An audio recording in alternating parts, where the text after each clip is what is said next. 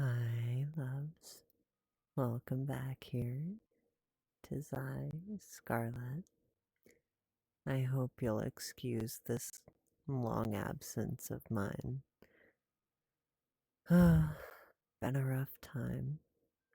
However, if you're still willing, you are more than welcome to come in, have a seat, or perhaps lay down, get comfortable with a nice blanket and perhaps a plushie or even just a pillow if that's what you're more comfortable with. Whatever you like, that is perfectly acceptable. And we love all that you're willing to be comfortable with. Regardless,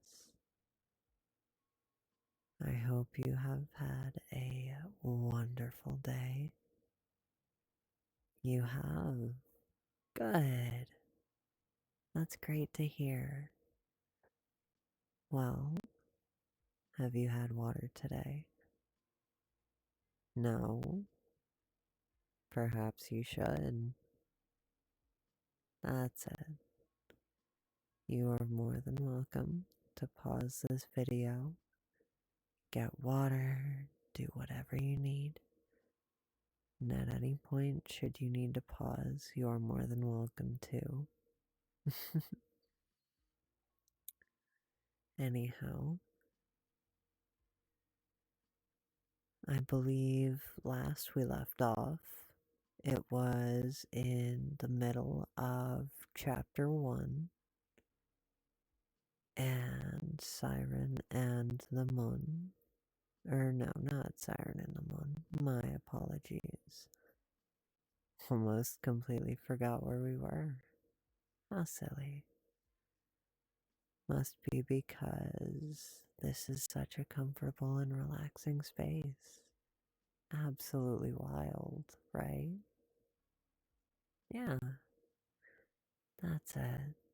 So you just get comfy, listen in, and if you have any suggestions for something I can read, I am more than happy to take those into consideration for future videos. Alright, good. And so, let us get into the reading. As the lonely overhead blue and white banner of the ice cream shop appeared in the near distance, Liram perked up. The ice cream shop! We gotta hurry! She shrieked, quickly wiggling out of his grasp. Hey! Lamont exasperatedly shouts after her before picking up his speeds in hopes of catching up to her. The sound of his footsteps heavily hitting the pavement with a pitter-patter as it echoed around the avenue. How do you run so fast? He asks, heavily winded, as Liram bounces in front of him, whining to get him to hurry. Ice cream waits for no one. Come on, hurry, she ushers. Before he can even muster a chuckle in reply, she's grabbing his hand and dragging him into the store. With a burst of laughter, they barrel through the door, earning them a strange look from the clerk. Hello, welcome to Ice Day Ice Cream, where we hope you're having an ice day. How might I help you? They monotonously say, glancing over the couple. Liram glances up at Lamont, her icy blue eyes as large as saucers. She pleads softly, taking one of his hands in both of hers. Can I get the cotton candy?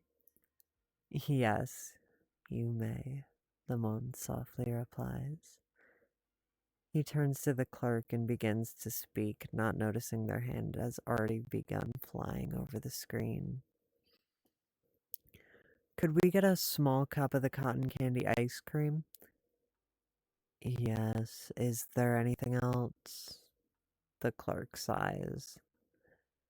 Liram hugs Lamont's side and holds their gaze for a moment before they turn to the clerk. He looks tired. I probably shouldn't get anything else. No thank you. That'll be all for today. Have a nice day, the clerk replies, turning their gaze to the clock.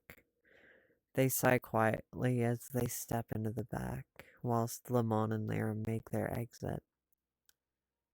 On the way back, the conversation between the two as Liram slowly eats her ice cream with Lamont, carrying her because, as she says, one must not walk while eating ice cream. It is to dishonor the ice cream.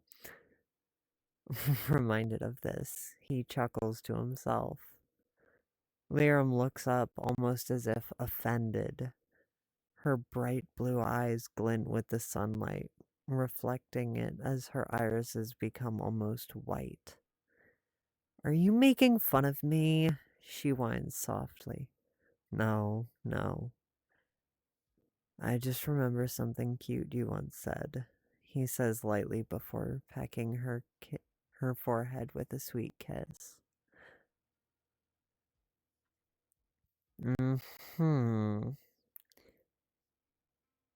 She glares at him, clear suspicion written on her face. Promise? She finally asks. As Lamont begins to speak, he's drowned out by tires squealing at the end of the street. They look up to see a hooded figure in what Lamont can only assume are leggings and a black hoodie. He noted as they looked back the rust-colored eyes that he couldn't have forgotten in a million years. A small gust of wind trails them as they see the source of the screeching tires, as several police cars fly past the two of them, who are just left utterly speechless. Lemon cannot help but allow their lips to retrace the familiar name as they whisper, Seiren?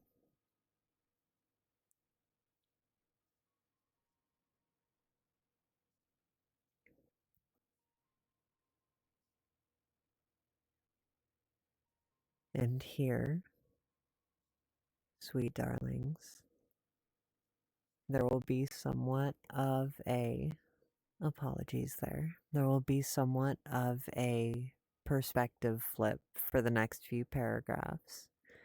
So previously, where it was primarily referring to they as Lemon and Liram, it will be referring to a different character. One that will be introduced more, and you will get to know just as you have Lemon. Yeah? Good. I hope you're excited because I am hoping to figure out how I can fix and change this over time. Without further ado, let's introduce you to this new character.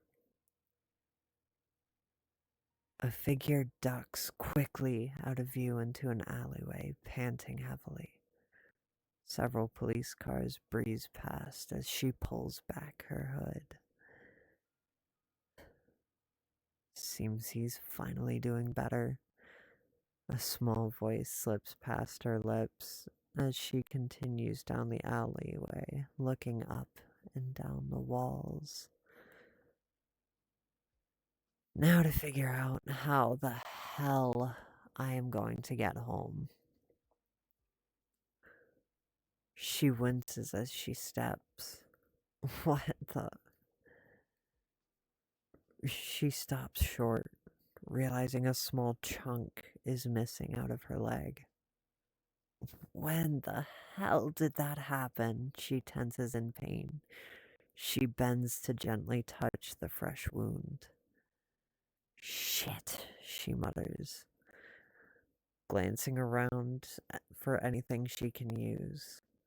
There has to be something around here with a bandage to it,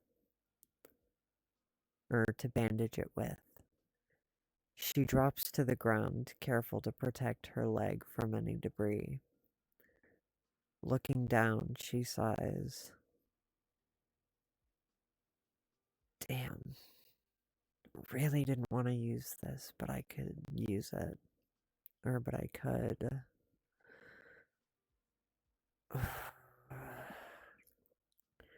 She slowly sighs as she tugs softly at the sleeve of her hoodie. I could patch it up later, but it was a gift. She slowly unzips her hoodie, slipping out of it. Don't be too mad, she mutters, or she murmurs to herself as she tears the sleeve.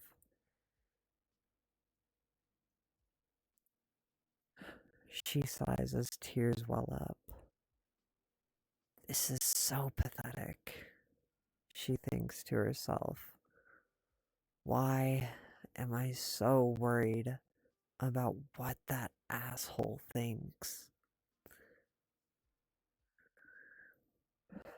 She grunts as she wraps the torn sleeve around her wounded calf. This is not going to work. They quickly retort. Goodness gracious, I am struggling to read, loves. I am so sorry. This is not going to work, they huff quickly. Not long term, at least. They groan as they push themselves onto their feet, wobbling as they try to regain their balance. Arriving home, she falls through the threshold, dragging herself into the living space with her makeshift bandage thoroughly bloodied and all the adrenaline finally out of her body. Where is it? They pant, exasperatedly.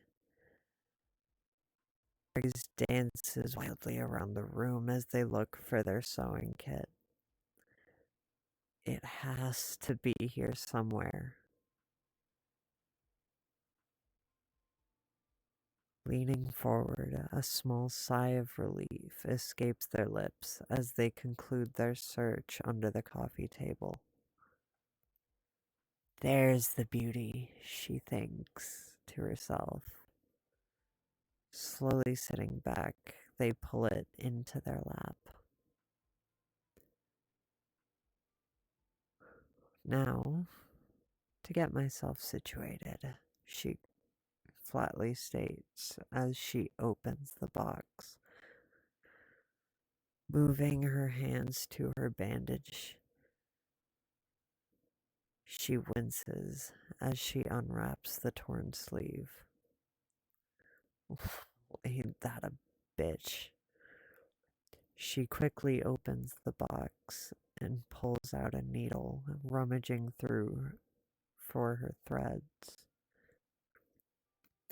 Come on now. I know I've gotten some already, she thinks impatiently. Yes! They exclaim as they triumphantly hold up their surgical thread. Glad I was able to snag this last time I was in the hospital. They grin to theirself as they cautiously thread the sutures through. Here we are, they think, carefully posturing themselves for ease.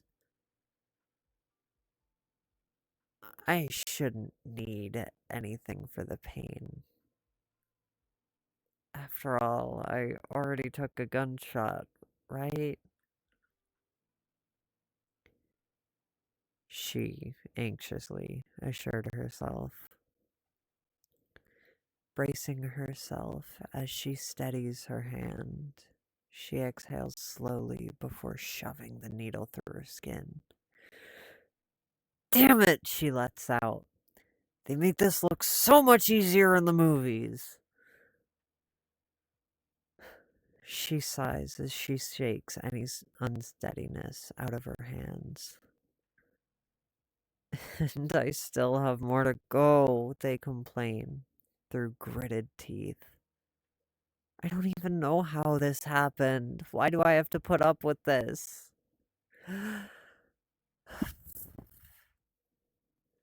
She takes a deep breath to steady herself, painfully crying out each time the needle passes through her wounded skin, slowly closing the wound. I knew I should have taken the staples, she mutters, finally trying to stand.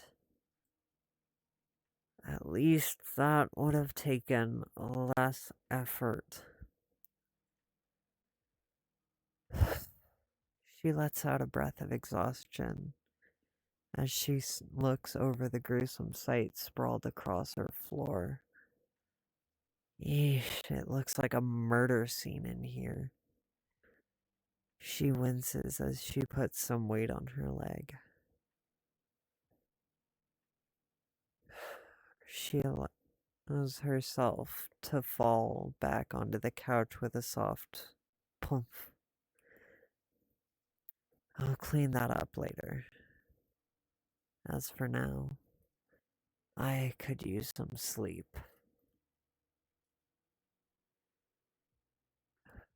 And with that, my dears, we will leave off for the last part of chapter 1 and the start of chapter 2 for the next episode, whenever that may be. I do apologize for the inconsistency.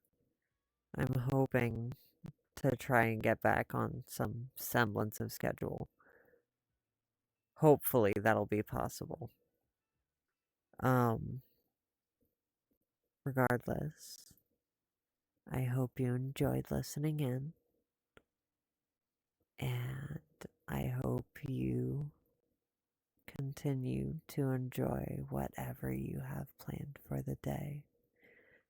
Whether you are at work or going to work and just wanted to enjoy some time, or perhaps you were listening from the comfort of your own bed or wherever. I hope you were comfortable and enjoying your space, and I hope you continue to. And whatever you choose to do today, I know you will get through it. Alright? Ciao, loves.